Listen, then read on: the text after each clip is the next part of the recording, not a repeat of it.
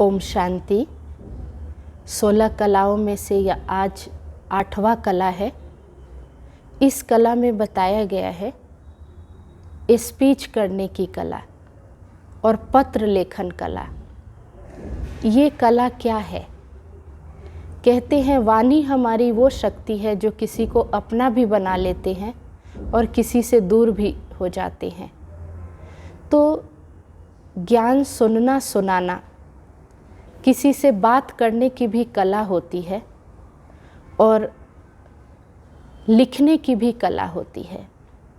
तो इन कलाओं को जब हम अपने जीवन में धारण करते हैं तो सहज ही हमें सफलता प्राप्त होती है। तो इन कलाओं के लिए कुछ पॉइंट है। सबसे पहले है मधुरता का गुण।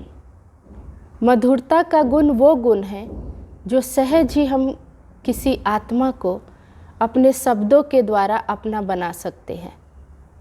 दूसरा है कि हम सरलता द्वारा अपने जीवन में सर्वश्रेष्ठ प्राप्ति कर सकते हैं।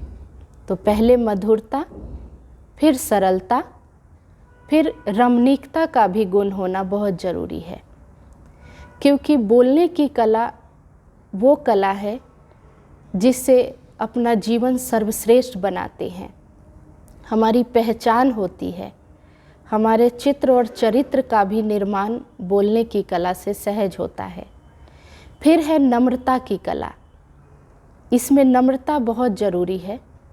फिर गंभीरता, और जब गंभीरता है तो सत्यता अर्थात सफाई और सच्चाई, ये भी हमारे जीवन में आ जाती है। फिर धैर्यता की कला आती है कि जब हमारा जीवन श्रेष्ठ हो तो धैर्य जीवन भी बहुत है, ज़रूरी है। ज्ञान एवं विचारशीलता, ये भी वाणी की कला में और लेखन कला में बहुत ज़रूरी है। फिर स्नेह युक्त भावना, हमारी शब्दों में स्नेह युक्त बोल हो, लेखन में भी स्नेह युक्त हो, ये भी बहुत ज़रूरी है।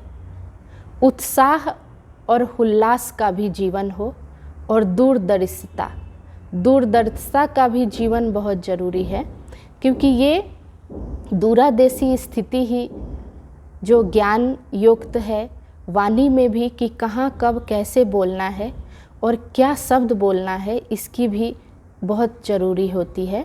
तो ये है जो कलाएं हैं 8वां कला, कि कैसे हम अपने जीवन में हमारी वाणी कैसी होनी चाहिए और पत्र लेखन कैसे करना है।